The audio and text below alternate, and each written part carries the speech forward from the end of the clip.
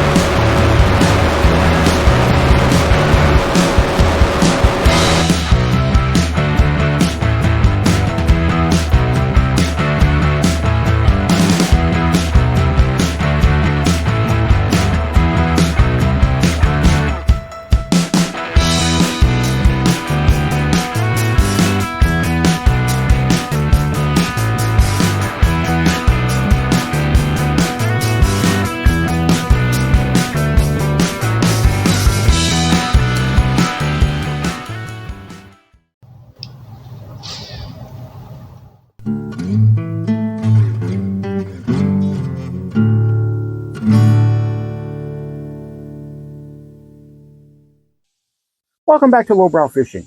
And old Lowbrow's going to be stirring that pot again. I'm going to be kicking that nest of hornets. I'm talking all about color and why what you think about lure color and how bass see lures is completely wrong. And I know I'm already going to get a lot of hate in that comment section. Lowbrow, you're an idiot. Stop being different. You always have to be different. You can't ever be the same as somebody. You're always trying to change things. Knock it off. Just be the same.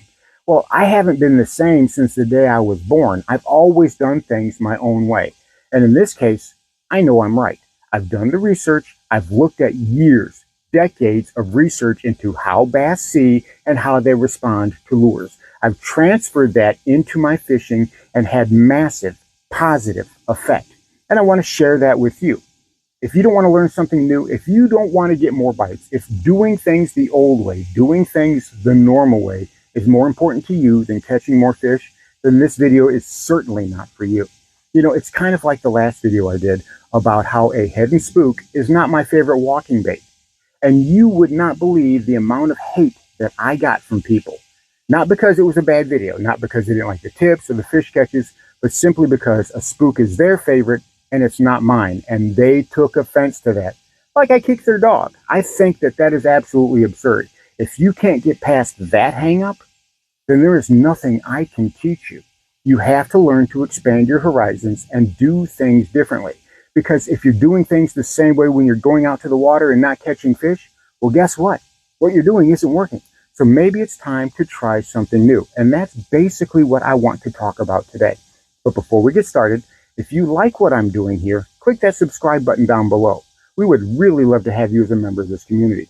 And while you're down there, give this video a like. I would really appreciate it. And if you haven't yet, head on over to patreon.com and check out my members page. It's where I post videos that I don't post here, and I interact with my members on a more personal basis. So give it a check. I think you're really going to like it. So what crazy nonsense is Lowbrow talking about color? Everybody knows You got to match the hatch, and color of your lures is super, super important. Wrong and wrong. Lure color is not nearly as important as you think it is, and we're going to get into why. Matching the hatch is not nearly as important as you think it is, and intuitively, you know this. I bet you have some lures that are totally not matching the hatch, and again, we will get into that. So, why isn't lure color as important as we think it is? Well, it has to go with bass personality. Bass are not as focused on lure colors, even in clear water, even in the bluebird sky clear water. And we're going to cover why different variations of that and give you examples of why that is. See, we head out to the water. What's the first thing? Well, we want to decide what lure we got and then what color we need to throw, right? We got to make sure we have all the colors. Green pumpkin, black flake, green pumpkin, red flake, watermelon, watermelon, black flake. And we have smoked shad, shiner, California shad, California 420, blah, blah, blah, all the colors. You don't need all that. Now, it's fun to buy it. I like to buy it. I will definitely buy it. I buy way too much tackle and have way too much stuff. But you don't need all that color. What you need to look at, again, check Google Earth, check your weather app. And then when you get out to the lake, look at the conditions. Are you seeing birds walking around that area? Do you see bluegill in that area? Do you see current and wave action? Use that to determine what lure you're going to throw. As far as color, you have a lot more options than you think you do. Now, sure, if you're talking about, say, crystal clear, gin clear water, you can go with something completely natural. This is a Berkley square bill or Berkley pit bull. They're just a rebranding of the same thing. This is a great square bill, and you can see that is a pretty natural sunfish color. I've caught plenty of fish on this on bluebird skies. I've caught it in clear water and I've caught them in murky water. You say, well, that's one for the natural color column. That's one for the match the hatch. However, under those same conditions, under those same exact conditions, I've actually caught fish with this. Why? This is natural. This is not. Why did I catch just as many fish as I did with this? Why? Because the fish aren't as hung up on color as we give them credit for. I'm not saying it's not important, but what I'm saying is it's not the end-all, be-all of lure selection. Give yourself a little leeway. Have a little fun with it. A lot of guys like to throw bubble gum. Does bubble gum look like any fish or anything you've seen underwater? Or what about merthiolate? Or what about straight chartreuse? Now, we want to start with green pumpkin or watermelon red, and we say, hey, that's natural looking. And we can switch something up to like, this watermelon red flake or watermelon black flake, and it's got that chartreuse tail. We're starting to get a little bit louder. You can say, well, small bluegill, small sunfish, they've got that bright tail, so that can pretty much represent what they look like. However, I've never seen one that's this skinny. Have you ever seen a bluegill this skinny? So is it the shape? Is it the color? Is it a combination of the two? And then we move on to something like black blue flake, right? I don't have anything in my waters that look like this. Nothing. The crawfish don't look like this. The worms don't look like this. The snails, the slugs, the fish, nothing looks like this. But yet, bluebird sky, the bass at the big lake tear up black blue flake. And it's not just a plastic one. It's anything. Crankbaits, jigs. They love that color. It's a great color. Or I can switch to something like this. This really doesn't look like anything under the water. Purple with that sherbet or dreamsicle colored tail. That's another thing. So why do crazy colors work if matching the hatch is more important? Well, what if you have stained water? You got to have stained water. You can throw those crazy colors. I'm not throwing it in stained water. I'm throwing it a lot of times in clear water and still getting bites because it goes down to one thing and one thing only, getting those bass attention, right? You want to throw something that's matching the hatch because it gets the bass attention, right? But what if we want to actually stand out from all the noise in the background? In the big lake, there is a ton of vegetation. And something like this just blends in with the background, especially on a clear bluebird sky day. This right here makes that movement, makes that stand out against the background. So I get a few more bites. This definitely stands out against the background. Now, when it comes to topwater is a little bit different. Say this and this are not nearly as different to a bass as you think they are. You say, well, lowbrow, one is black and red and the other one's white. How more different can they be? Well, on a bright sunny day when the bass is looking up, and remember, this is the view that they're going to see. They will never see the top. All right, so the belly color is all that matters on any topwater lure because this is the only view that the bass is going to see. And with a bright sunny sky, this is going to cast a dark shadow and this is going to cast a dark shadow. So it obfuscates that color. They're going to be very close. As a matter of fact, if you have video of looking at a topwater frog or any other topwater underneath from underwater, you will be hard pressed to see which one is which color. Okay, so there are a lot of colors that are not natural that work. Why? Well, because of how bass see. Now, we tend to go out on large limbs to explain bass eyesight. I grew up hearing that they can see gamma rays and X-rays and they can look through walls and stuff. I think it was just, my dad and my uncle trying to get a 10-year-old kid to shut up, and be quiet and learn how to move slow. But that's what I grew up hearing, that bass have this amazing eyesight, right? They could see anything. They could see right through rock if they needed to, They could see in perfect moonless nights or they could see in bright sunny days. They had the perfect vision. That's actually not too far from the truth in a lot of aspects. First of all, bass eyes are actually better than human eyes. Bass have been in water for millions of years, and those millions of years of evolution have produced really nice eyes. We haven't been on land as long as we've been in the sea, so while we think of our eyes as good, they're nothing compared to something like a bass, or in the extreme, something like a mantis shrimp, which is the most extreme eyesight of any creature on the planet. So not only do they see better than us, think of our vision as 1080p, right? We've got high def vision. Bass's eyesight is more to that 4K and 6K. They actually see a lot better than we do. And that's only one small difference. Bass don't see the same types of colors that we see. We have RGB, red, green, blue, right? 3 cones. Bass only have 2, red and green. They don't see blue in the same way that we see it. To them, it's a type of gray. So whenever you have something like, say, this chartreuse crankbait, right? This is not natural, not to us. We see that and we say, wow, that's really loud. You would fish that in low light conditions or in murky water.